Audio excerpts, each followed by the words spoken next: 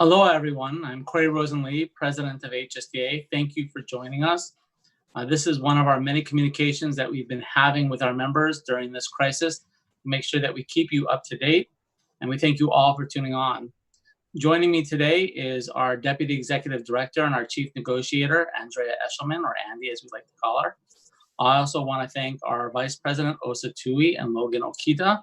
They'll be monitoring your questions, so if you do have questions during this presentation, please put them into the comment section and we will try to answer them. I also want to thank Inga Park Okuna. Our Vice President, Osa Tui, and Logan Okita. Okay. They'll be monitoring. Sorry about that. Sorry. I want to thank our Honolulu Chapter President, Inga Park Okuna, and Vicki Watson, who will be signing for our deaf community so that they can follow along as well. I also personally want to thank Kelly Ka'ana. She'll be monitoring the questions and helping us as well, so thank you for helping us. During this entire crisis, it's been very important for HSTA to be able to communicate with our members and try to keep you up to date as much as possible. During that time, we've been doing these Facebook Lives, which you can also find on YouTube as well to make sure that we keep up to date. With that, we have been doing these Facebook Lives. We've also been allowing you to see our press conferences that we've done as they come up. During that time, we've also had a chance to deal with our Stacy Award winner, Rachel Villanueva from Waialae Public Charter School. And so this is, again, our important way to be able to communicate with you. I also personally want to thank all of our school level leaders across the state. You've done an amazing job communicating to our members and keeping up to date and sharing this information. And we want to thank you for all that you have done. So with that, I will turn it over to Andy. Hi, everyone. I hope your Thursday is going well. Since our last broadcast, the superintendent has announced that public schools will continue to be closed through the end of this school year. And we know that members across the state continue to work very, very hard to support our students in their learning and enrichment activities. While the situation continues to be very fluid, things have slowed down a little bit, a little less frequent updates, but we do have 3 areas in particular that we want to update folks on today. Those include the modifications to the EES process, the end of year checkout procedures addendum that was reached last week, and the ongoing COVID-19 economic impacts. We want to encourage all of you to continue to follow us on our website, to sign up for our email updates. If you're not getting those, you can go to bit.ly/HSTA email. That's bit.ly/HSTA email for instructions and sign up. You can also go directly to our COVID page, which is bit.ly/HSTA COVID. In addition, on our HSTA website, we have a FAQ specific page where we have a variety of questions that are frequently asked, and we are updating those on a regular basis. And we also have a page where you can look at the latest memos that have come out related to the ongoing COVID response. Immediately following these overview, we'll begin to answer questions. We want to warn you in advance that we may not be able to answer everything, and we're not going to be engaged in answering very personal questions or questions about students. So we may have an answer of we're not sure, we're working on it, etc. So I'm going to turn it over to Corey, and he's going to talk about what is probably the most frequently asked question right now, which is what is going on with these threats of a pay cut, Corey? Okay, so thank you, Andy. One of the biggest questions we've been getting from members is dealing with the issue of the proposed 20% pay cuts for teachers and other government workers. I'd like to be able to take you a little bit through the timeline of what has occurred. I want to give you specific details and talk to you about what's going on next so that you are informed about what's going on with that. So just a little bit of background first to take you through what's happened over the last 2 weeks or so. So on April 14th, representatives from Governor Ige, in a meeting with public sector unions, said they planned on cutting government worker salaries, including teachers, by 20%, and first responders by 10%. That evening, HSTA, along with HGEA, responded publicly to our members, and that Zoom went public to everyone on that as well. So 2 days later, on April 16th, governor's representatives reached out to HSTA to say that the proposed cuts would be pushed back to June without additional details. The next day, on April 17th, a reporter during a news conference asked Governor Ige about this, and this is what he said, and I want to read directly. He said, "We are looking at all options. The numbers range from the worst case scenario to the best case scenario. It is possible that there would be no salary cuts at all if there is access to federal funds that would allow us to avoid a salary cut." On April 22nd, I sent a letter to the governor citing research from UHERO, which stands for the University of Hawaii Economic Research Organization. And what they said in their blog was this, that cutting government worker salaries would hurt the economy, and instead recommended alternatives. These alternatives included waiting for Congress to pass the next stimulus bill, or CARES Act 4, and also under the last CARES Act, there was a provision that allowed the state to borrow money from the Federal Reserve. The next day, our president of the NEA, Lily Eskelsen Garcia, also sent a letter to the governor. So just yesterday, on April 29th, HSTA sent a letter to the employer demanding bargaining over any pay cuts. And I just want to state, initially, if those pay cuts were to take place, they would happen tomorrow, May 1st. Okay, that's why we've been paying attention so closely, and this is why they've been pushed back. So just yesterday, the governor also had another press conference where he was asked about this, and this is what he said again, okay? "We are exploring a couple of different things. The Treasury has granted a municipal loan program that will extend credit to the state so we can borrow. We also hear, and repeatedly so from a congressional delegation, that the next CARES Act or the next stimulus bill will be passed by Congress will include relief for the states." So where are we right now? We are looking at two things. First of all, we have heard from our congressional delegation, who has been very supportive, that the next thing that the Congress wants to do is to pass another stimulus bill to help with revenue for the states. And that's what we'll be watching during May. We hope Congress will pass this so that the governor does not have to cut government worker salaries. The other option that is still provided is that the governor can borrow up to $3 billion from the Federal Reserve to deal with this as well. So that this is a situation where the governor does have control over, and potentially to work with our legislature to find a way to do this. So right now we're watching, we're waiting, we're looking to see what will happen. And we will still need to communicate with you as members about what's going on in case we do need your help to organize as a union. Now with that, there have been other things that have been going on as well, dealing with EES and the end of school year, and I'll turn that over to Andy. Thanks, Corey. I just want to let you folks know in advance that this next section is going to be a little long, because I'm going to go over the EES agreement as well as the addendum related to the end of school year. I was asked by our communications folks to encourage you folks, if you are watching on Facebook, you can also share the stream with your friends and let them know that we are live, and that will help pop up in their Facebook feed, the live stream. So we encourage you to do that. So teacher evaluation, educator effectiveness system, AKA, or also known as EES. This is definitely something that HSTA anticipated way back in March when we reached the original agreement with the superintendent that we would need to do some additional work on. You may remember that in that agreement, it indicates that a teacher who is able to complete their educator effectiveness system evaluation during the school closures shall be allowed to complete and be rated. Any teacher who's unable to complete their EES requirements due to the school closures will be held harmless. And there was a lot of questions about that right away, about what that meant.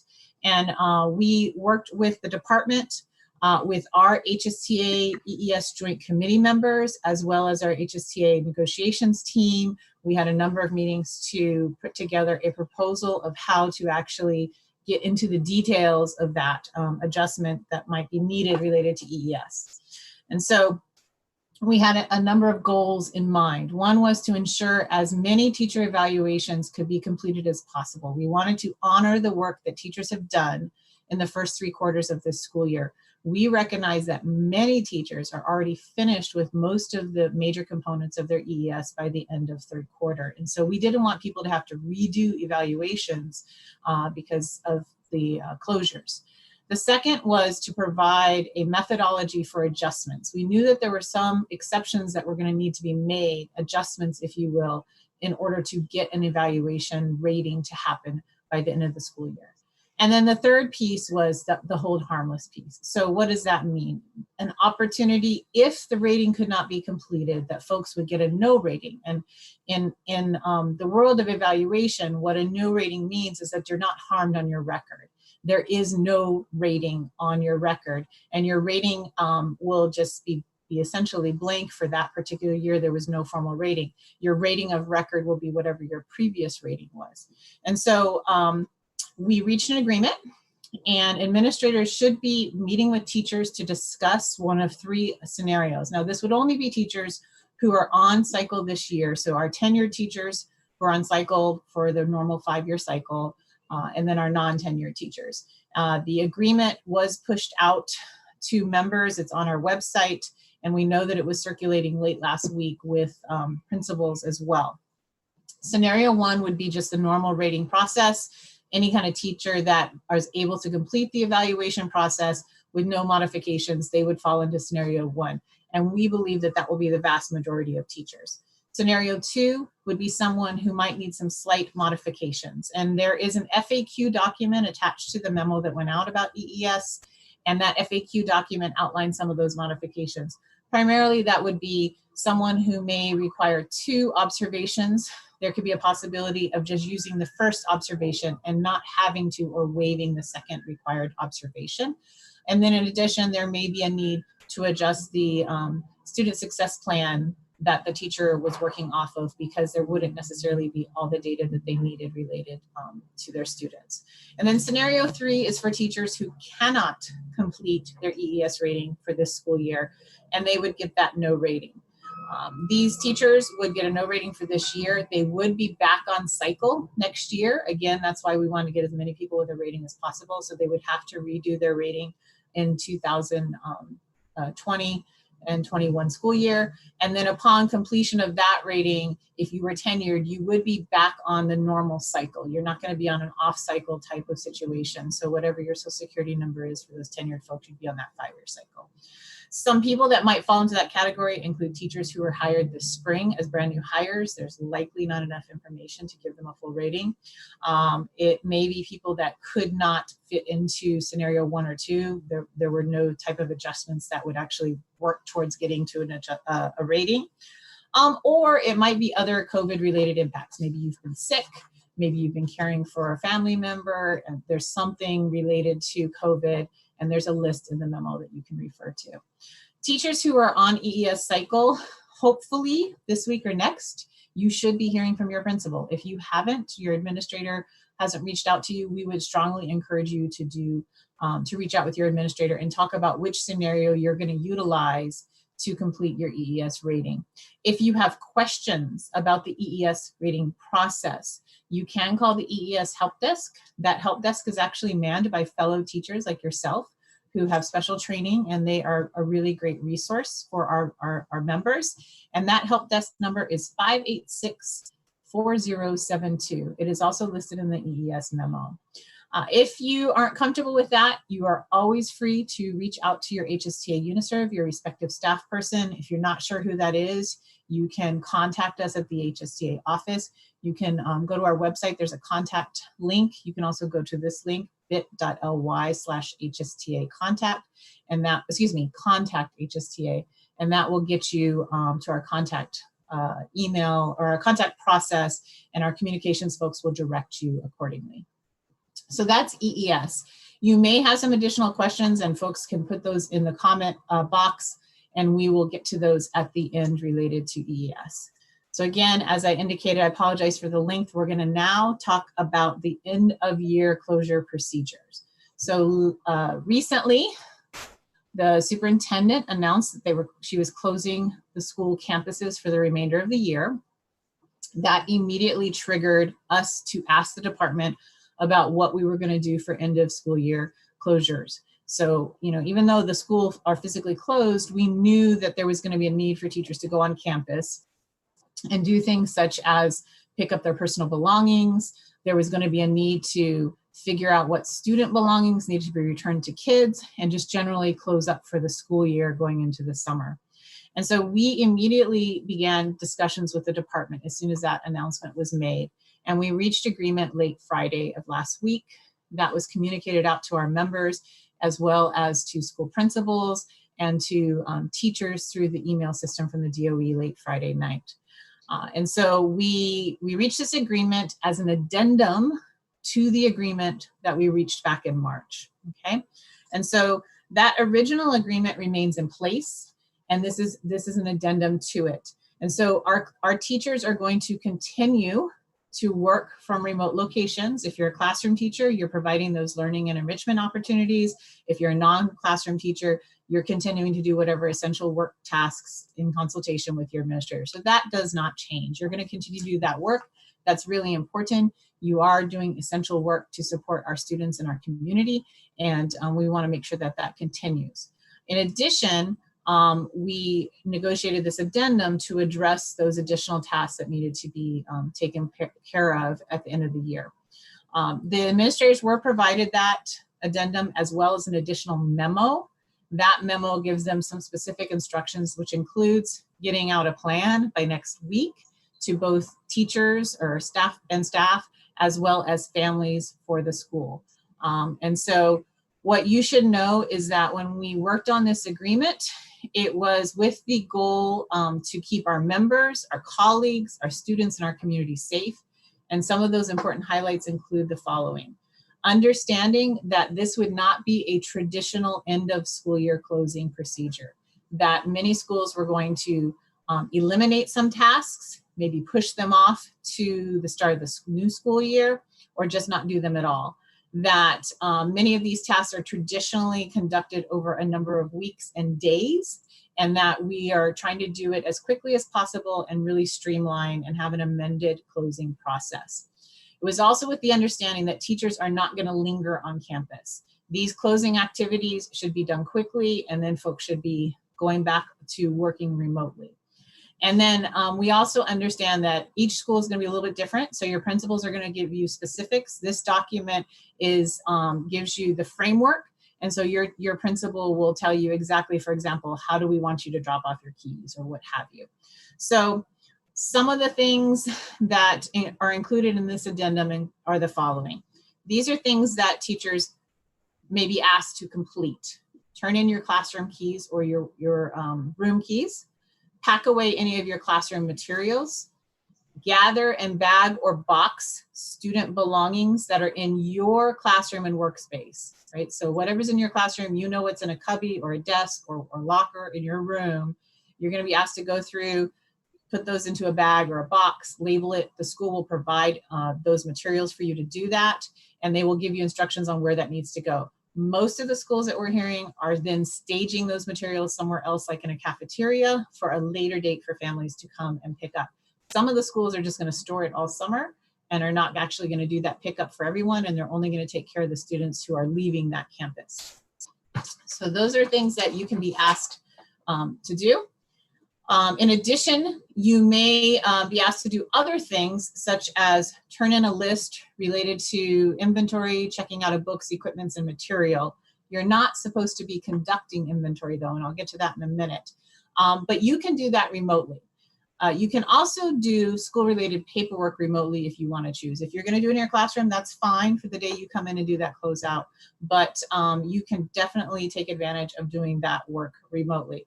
So that would include things like your final grades, which are due at the end of the day on the 29th per your contract. It might include doing some sort of reports that are due, or maybe turning in or finalizing class lists or cumulative folders. And so your principal is going to give you some specifics about that. There is a list in this agreement about things that will not be required of teachers, not required. Those include conducting inventory, collecting and checking in of books, equipment, and materials. You should not be asked to go stand at the curbside and be collecting all of these things and doing inventory on this. In addition, we knew that teachers had concerns because they may not have been able to control what was being taken in and out of their classroom, especially when it comes to devices. And so we have language in here that says you'll be held harmless if there is missing inventory through this process. You should not be asked to physically circulate and sign off on any student or teacher checkouts. So at many schools at the end of the year, we have some sort of card, we walk around campus and we get the librarian and the registrar and various people to sign off on a card. That should not be happening, nor should you be working in your classroom and suddenly have a student show up and ask you to sign some sort of release saying that you don't have, he or she doesn't have an obligation. You should not be asked to move furniture. You should not be asked to strip your bulletin boards. You should not be asked to go to any face-to-face meetings. We are not to see faculty meetings, grade level meetings, team meetings. None of that should be occurring on campuses. You should not, you should also not be asked to turn in the equipment that you need to do your job between the point that you are on campus and the end of the year. So if your principal schedules you for, say, May 20th, there's still 9 days left in the work year, you still need your laptop to do whatever you need to do for the end of the year. You should be allowed to hold on to those materials and equipment to get that work done. In addition, there were some very specific safety precautions that were reached to protect our members and the public and our students. And one of them that we've gotten questions about already is there is language that says that teachers shall not have any direct contact or interact with parents and students while on campus. So when you go into campus for the day that you're assigned to go do it or the day that you sign up, you are not supposed to be having students come to your room. You should not be engaging in distributing student materials back to them. That should be facilitated by your administration. And part of the reason for this is we want to continue to ensure proper social distancing. And we recognize that it's going to be really challenging for both teachers and students and parents to not want to have a quick hug of aloha before the end of the year, before they move on. We don't want to create situations where we might be spreading the virus further. And so as much as that might frustrate folks, it is really for everyone's safety. A couple of other things of note. We knew that some teachers would feel much more comfortable and could do the work of closing out the year faster if they had help. So it is allowed if you need to bring someone like your partner, your spouse, a parent, maybe your sibling, or another family member or household member, you can bring those folks with you and they can help facilitate you getting all of that work done in your classroom to close out, get in and get out fast. But you do need to notify your administrator, and that person needs to stay in your classroom area. They cannot be wandering around campus and talking to folks and what have you. In addition, we recognize that many of you have the challenge of having young children at home, and you are trying to balance your work alongside childcare. And so if you have children who can't stay home alone and you need to go on to campus to do your end of the year, you're encouraged to try not to bring them, but if you have no choice and you can't find an alternative, please know that you can bring your children with you. Again, notify your administrator, and again, they need to stay in your classroom area. So again, your administrator should be putting out schedules. There's going to be two types of things we're going to see. We're going to see either a schedule that is designated for people to be told what they're going to be signed up for, or we're going to see a sign-up opportunity where people can take slots. There should also be an opportunity if you have a conflict, talk to your administrator where you can get an alternate day. And everybody should be provided at least one day to complete the work. However, the agreement does have options for additional days, especially for people who might have a classroom or a teaching assignment where they have a lot of equipment and materials. So our folks that have shops, our folks that are preschool teachers that have a lot of manipulatives, things of that nature, we know that they might need more than one day. Or maybe you're somebody who's moving schools or you're retiring. And so you need to talk to your administration, make sure you get that extra time. I think one of the last things we wanted to talk about is that it is our understanding that this is expected to take place between now, next week, and the end of the school year.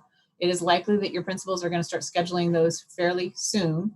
But it is expected, and it is our understanding that every 10-month teacher needs to be off that campus by the end of that last day on the 29th of May. You need to keep that in mind. So if you need to schedule additional days to go into your classroom before the 29th, please do that. It is unlikely that you will be able to get additional days to work in your classroom beyond the 29th of May, because it's our understanding that the department anticipates needing additional classroom space this summer. Those plans are not finalized, but we know they're trying to plan for ESY as well as summer school and other summer learning opportunities for kids. And so they may need additional classrooms. So it's our understanding you're going to be expected to be out on the 29th. Lastly, if you are someone who has concerns about this day that you need to go back on campus, and you fall into one of the categories of, for example, you're a high risk health group, and you want to ask for an exception, the addendum agreement allows for an exception process. You need to discuss that with your administrator, and you will also be discussing how you're going to do your checkout responsibilities remotely. And so if you have questions about that, please talk with your administrator about how you can engage in an exception process and complete the end of the year checkout remotely. If you have any questions, please feel free to contact your HSTA school level leaders, and or they may redirect you, and please talk to your HSTA UniServe director for assistance. So Corey, I'm going to turn it back to you. That was a lot. Thank you. And so folks, we are watching. If you do have questions about anything that is concerning you about end of the school year, EES, the proposed potential salary cuts, just put that into the comment section. I have been watching. I want to thank a lot of our state leaders have been joining on, doing the best that they can to try to answer those questions. So one other thing I want to take this opportunity to invite you to is normally at this time of the year, we'd be doing our state convention. This year, we were not able to do that, but we have another great event that we want to share with you. It's called the State of Our Union. And what we want to do during this time, this is going to be held at May 6th at 10 a.m., is that we want to share with you all the things that are going on and share this with our members. May this will be a chance to hear. 16th, not 6th. 16th. I'm sorry, I don't know what I said. Okay, May 16th at 10 a.m. And this is a chance to hear from our state leaders, this chance to hear from the committees, and we're really lucky this year. Our president of our national association, Lily Eskelsen Garcia, will be joining us virtually. So there is an email that we send to our members. This will be open to all of our members if you want to come in and listen. We already have hundreds and hundreds that have signed up, but we'd like to have even more. So if you can join us, that'd be great. And again, that's May 16th at 10 a.m. With that, then, what we'd like to do is to take some of your questions. I know we have people monitoring this. Yeah, go ahead. Before we jump into the questions, I do want to just address what we're working on right now. If you can give me just a sec to share that. We reached the end of the year closure procedures. We're going to continue to monitor all those things through the next month, but I want to assure folks that our next steps that we're working on is going to be really talking about the reopening of schools and what that's going to be looking like. And so we know that we're going to have to take into consideration health and safety. We've already had people who are asking about, PPE and what is social distancing going to look like. And we really don't have a lot of specific answers right now. We are working with the department, and a lot of this really plays a role on what is the stay-at-home order, what is the superintendent's decisions, what is the Department of Health guidance, CDC, et cetera, et cetera. And so as we get more information, we will definitely share with you. And I think it's going to be really important for folks to stay connected and read your HSTA email through the summer, because I can't guarantee you that we're going to have it all ironed out by May 29th. So I just wanted to add that, Corey. Thank you. Thank you. And with that, I mean, there's a lot of times where we don't have answers. It's something that we'll be advocating for and looking for and trying to communicate with you again in the future. But right now, we don't have that. So with that, I want to turn it over to our Secretary Treasurer, Logan Okita. What are some of the questions that we've been getting that we can try to answer? We have a lot of them to answer. I'm going to try to categorize them and start with some EES related questions. And I'm going to start with a really simple one. Are we required to complete the 21 PD hours? Okay, so 21 hours are actually not specifically connected to EES. They're a separate agreement in our contract. And the answer is yes. Teachers are expected to complete the 21 hours. And then what about if you are In your second year of probation, do Okay. you just skip this rating and continue to your third rating? If you get a no rating, is that the question? Yes. Yes. So if, let's say you had an effective for your first year and you get a no rating for this year, your second year, and then you do your third year of probation and you get an effective, you have to have 2 years of effective or better, then you will be probation complete at the end of your third year. Okay. Who is responsible for initiating contact regarding EES for a teacher on cycle? Is administration responsible or is the teacher responsible? For the conversation about the scenarios, Yes. the memo states that evaluators shall meet with teachers currently on cycle for EES to appraise them of their scenarios below and discuss the best path forward regarding EES. So your principal should be reaching out to you. I would strongly encourage you, though, if your principal does not, that it would not be a bad idea. It would be a very good idea for you to reach out because your principals are busy too. And I would hate for a situation where a teacher could have gotten a rating to be turned into a situation where there's a no rating and then you have to do EES all over again. Okay, let's see. We have to give a shout out to the EES Joint Committee. They've been answering all of the EES questions I've been for seeing us. them. They Yes. are amazing. So let's move to some end of the year questions. What if our principal is not coming up with a detailed plan? Okay, for so let me look at that memo and I will tell you what your principal is supposed to do. And it doesn't have to be super detailed. Your principal by Monday, May 4th, so that's next Monday, is supposed to communicate with teachers and school staff in writing. It will include a calendar, a schedule, and procedures for a window of access to return to the school site.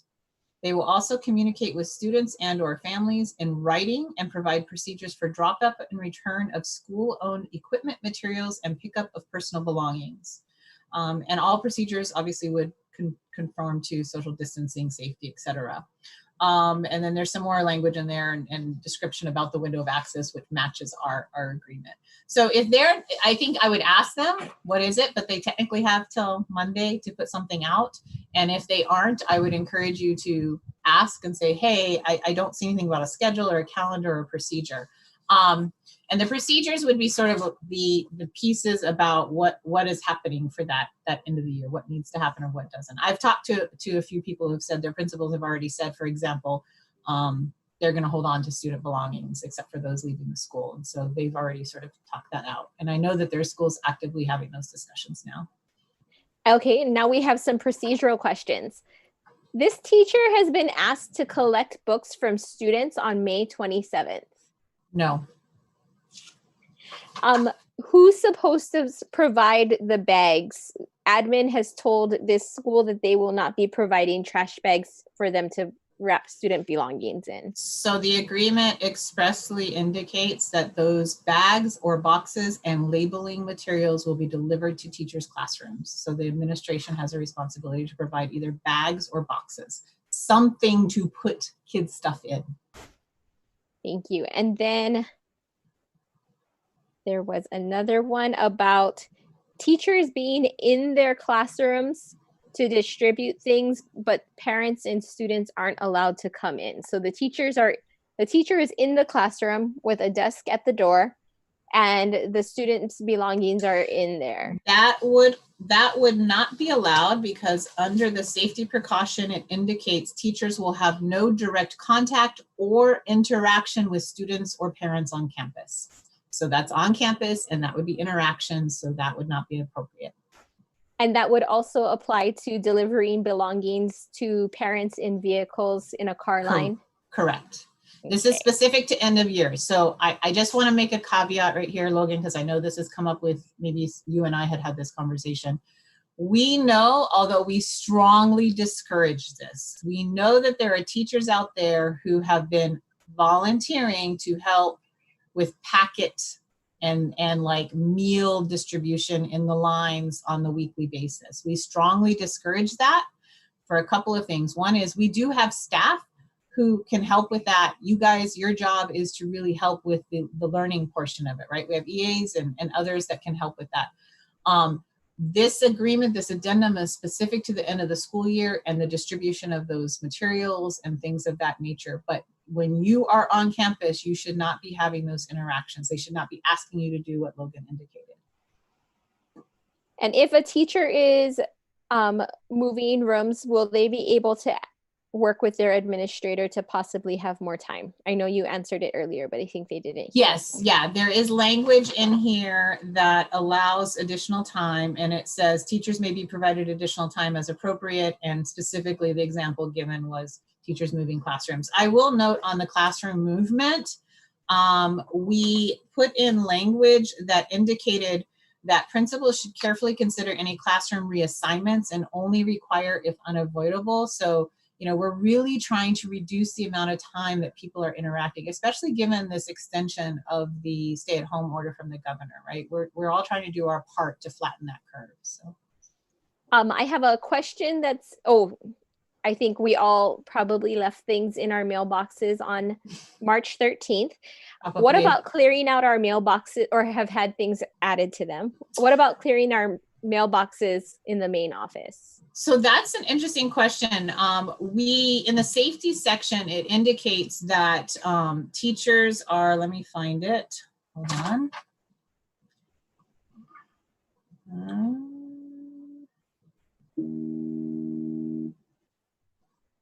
Teachers should not be entering the school office, other classrooms, or workroom areas outside of their direct classroom or workspace. So if that's something that the principal wants you guys to do, I would argue that that's not necessary for you to clear your mailbox. If that was necessary, they probably would have mailed you what was in that mailbox a long time ago. We're now about 45 days. And I would argue you could just stay there. If it's something that your administration feels needs to be given to you, I don't see why they couldn't just drop that off when they drop off the boxes and the bags that you folks need, or otherwise it can just stay there.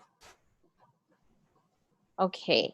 Can we go back to an EES question because it's come up a few times? Sure. So for teachers who are not on cycle, they currently have, or they in a normal year would have requirements that they need to do, they're off cycle. Mm-hmm. Do they need to complete those requirements? Their IPDP reflection and their MGP reflection specifically. We did not have specific conversations about that. Every year a teacher is supposed to do a IPDP, but that's typically at the start of the year. So right now it's just the reflection that we're needing to turn in. Yeah, I would talk to your administrator. I'll be very honest, that was not part of our discussion with the department and the agreement and the modifications that we made. So we can get clarification on that if you guys really want, but quite honestly, I don't have a specific answer. It's normally required. Yeah. I think the EES committee folks have been chiming in that it is something that you should be able to complete. Okay. Those are my experts on EES, so yes. I defer to them. And then there's a question about report cards. Why is it that some district administrators are printing out report cards and sending them home to families through the mail, and some districts have the teachers are having to do it, and some are doing it through email? Are we talking about third quarter, I'm assuming? I'm assuming so, but then it'll lead into the fourth quarter question. Yeah. I don't have a specific answer for you on that. It is the administration's responsibility for the distribution of report cards. Teachers are required to turn in the grades. I'm not specifically aware of entire districts. If there is an isolated situation that we need to address, we can do that. I know for secondary schools, generally they're all mailed. And for elementary, I've heard a variety of different things that have been going on. So if there's a concern about that, let's get that addressed. When we get to the end of the school year, you're going to turn in your grades by the 29th, and then it's the school responsibility to get those distributed. Okay. And then this is a question you and I have talked about. What about CUME folders? So that could fall under, and it really depends on whether your school is going to have you folks work on those now or at the start of the year. I think a lot of the elementary teachers will probably need to do that. And so that would fall under that school-related paperwork that you could elect to potentially do that remotely. Or if you need more time and you're going to do it in your classroom, you could ask for extra time to do that. And that goes back to what paperwork the school is going to be asking you to do. The one thing I know for sure you're going to have to do paperwork-wise is you're going to have to turn in your fourth quarter grades. That's the one common thing for every classroom teacher. Okay, so should I be grading students' learning and enrichment work? Are formal assessments supposed to be done? Is this formal instruction for fourth quarter grades? Okay, so that was a lot. So why don't you break that down for me? Sorry. Should I be grading students' learning and enrichment work? Okay, so it's not traditional grading. There is no fourth quarter grade that is being issued. So there was a very comprehensive, let me see if I have mine here, long-term school year DOE guidance document that was put out. And then there was an addendum that was issued.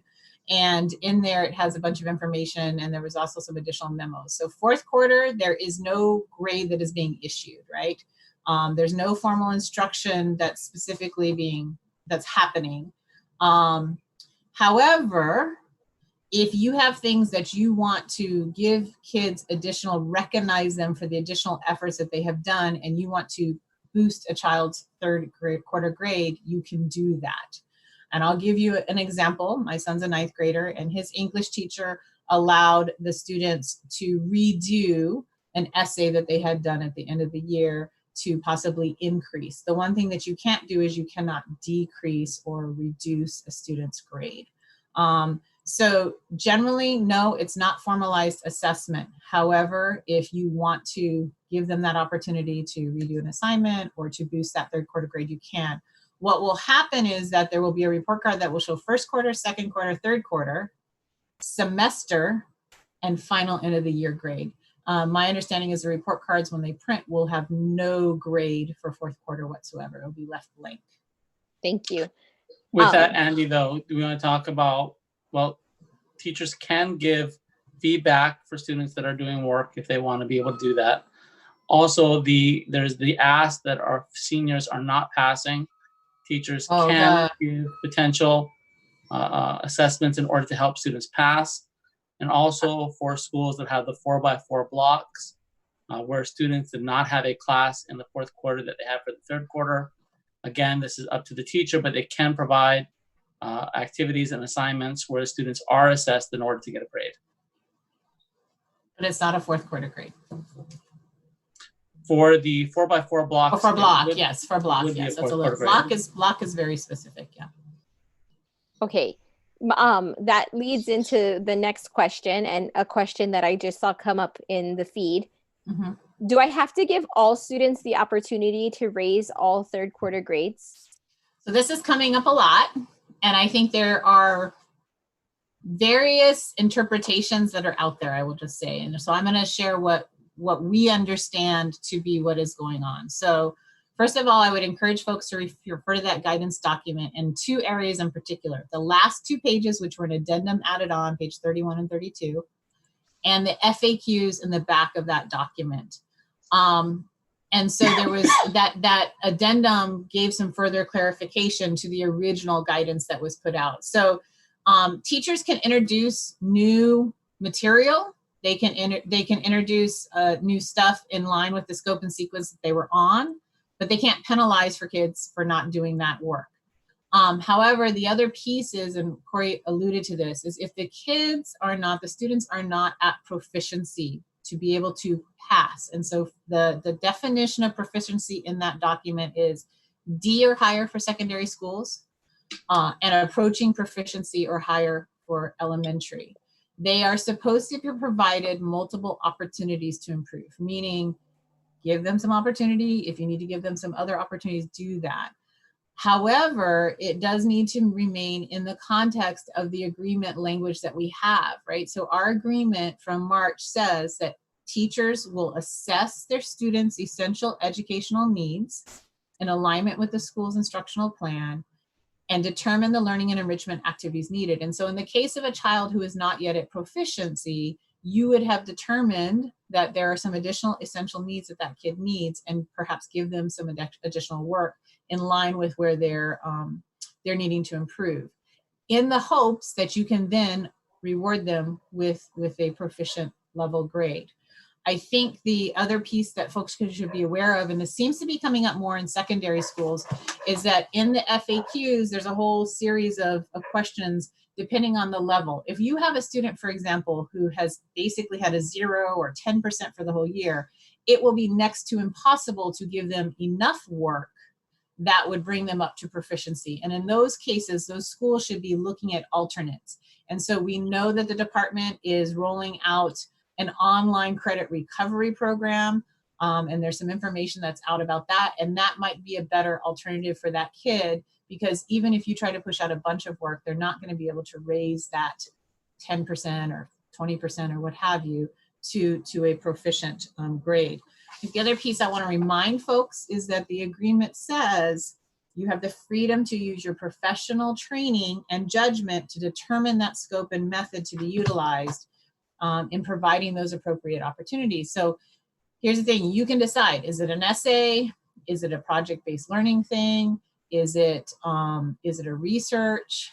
Is it worksheets? And it's also going to have to take into consideration your student's situation. Do they have internet?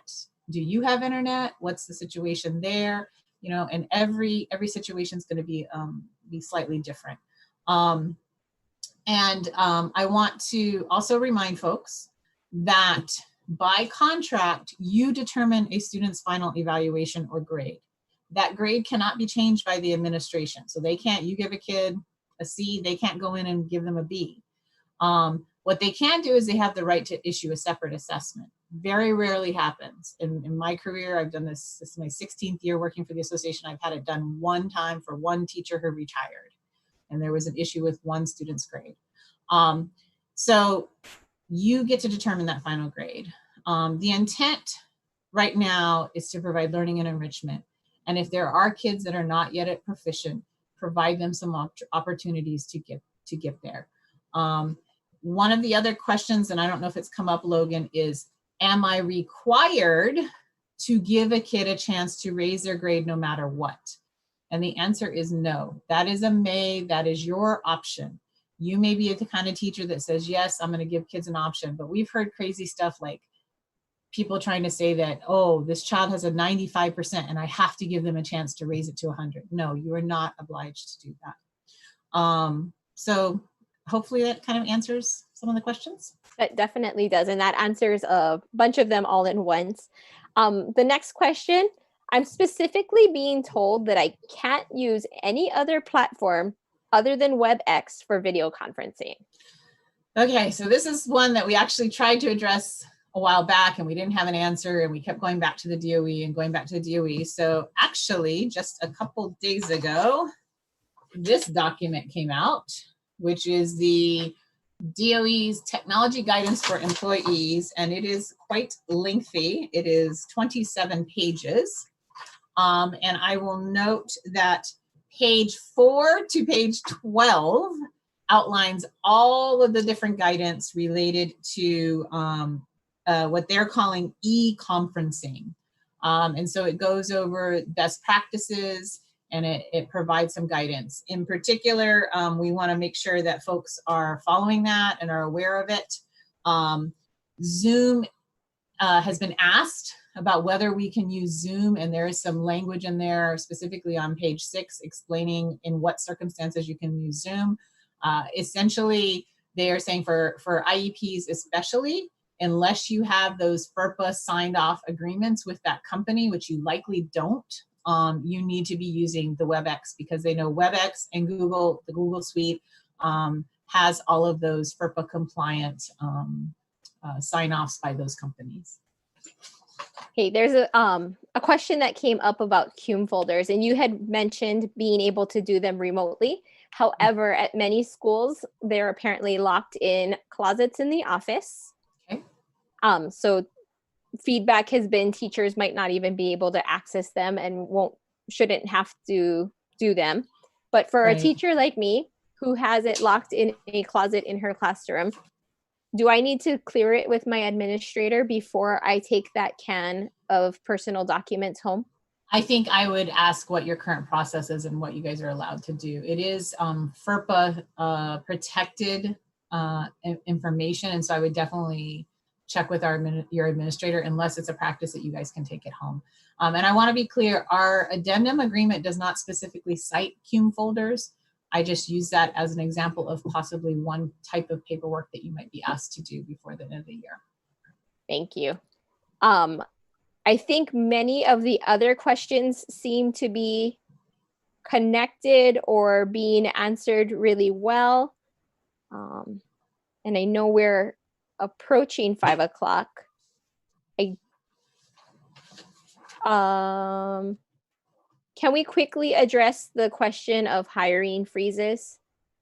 Okay. Like whether they might happen? Yes. Will there be a hiring freeze? Corey, you want to address that or you want me Sure. to? So within the directions that we've been giving, that a hiring freeze does not apply to instructional positions. So that is good news. It does not apply to teachers. And concern- Corey, you're referencing the governor's directive on hiring Yes, freezes, thank you. correct? Yeah, so it does not apply to teachers. So that's good news. Thank you. And the other question that had come up that you might be able or willing to answer is, when are we going to start the next school year? Right now, yeah. Go ahead, Corey. So there's nothing changed about the school calendar, whether when we're starting or anything else. That's all going to be the same. Everyone's watching exactly the news the same way as we are. And I guess we're all hoping right now that, we do not have cases and that we can start school. But as we referenced earlier, and Andy mentioned what that looks like and how we do social distancing, that is a conversation that we're still having. And we're going to have to look. I think one of the nice things about not being physically in the school buildings and having some time over the summer is that it gives a little bit of time to watch and see what's going to occur. And so that's for the safety and health for all of us. I will just add, we're not unique. I was on a call with about 80 other fellow colleagues across the country that do the job that I do for their local associations earlier this morning, and everyone is struggling with that question. And so as we move into May and into the summer months, we're going to be trying to figure out what that looks like. The superintendent has publicly said she is committed to not having a loss of instructional days, that she wants to have 180 instructional days next school year.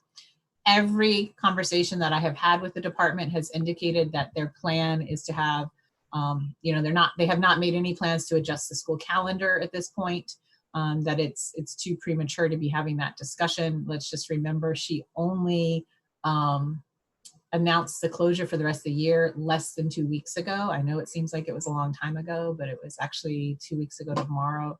So we're going to continue working on it. And as far as we know, it will be a regular school year. And I will note for our multi-track brothers and sisters out there, I know sometimes you feel like you guys are left out. I am well aware and monitoring the fact that for you folks, your school year starts in July. I have asked the department at this point in time, they have indicated that the multi-track school year calendar will start in July as indicated. So we have an even greater sense of urgency around figuring out what that will look like. And if I can just add on there for a moment too, and this is something that's come up and I want to clarify. When we talk about closing school, we talk about closing school buildings. I know from many of you how hard you're working out there. In fact, many of you have shared that you're having to work even harder to be able to provide lessons for our students. And I want it to be clear to the public that's watching this as well, that, just because the school buildings are closed does not mean that our teachers and our students are still not learning and doing activities. And that's, a lot of work for all of us. Yeah. Okay. 2 last questions. What if a teacher needs to travel in order to return to campus? So like one situation that's come up is they're on a neighbor island and they need to return, and they're supposed to be under quarantine when they return, or another general statement was 14 So days. there may be very isolated and unique situations like that. And my initial answer is they need to have that conversation with their administrator. Their administrator will likely not be authorized to make a decision on that on their own, and they will probably have to run that up DOE, and then the teacher can also consult with their UNICEF director, and if need be, myself and the head of HR or OTM, Cindy Covell, can have a conversation. Because there's pretty much going to be two options. One option is you complete your end of year closing remotely. That was not one of the exception categories, and we would have to make a special exception for somebody. Or you're going to have to work out some way to come back to Oahu if you're on Oahu, or to the Big Island, or where have you, do your 14-day quarantine, and then go to campus on that particular day prior to May 29th. And so I am not aware of any exceptions for the quarantine for this situation, although I do know that UH just got an exception specifically for the kids to clean out the dorms. So we don't know what's going to happen in the coming weeks, but that might be something that you're going to have to figure out very quickly. And then the last question, the Maui mayor says that teachers need a letter from the employer in order to drive to school since they are not an essential employee or an essential worker. Do you know if the DOE is going to contact the mayor's office? So we are in consult. That issue was emailed to me yesterday. I reached out to the Department of Education. Their initial response is it's their understanding by just showing your DOE ID, you should be fine.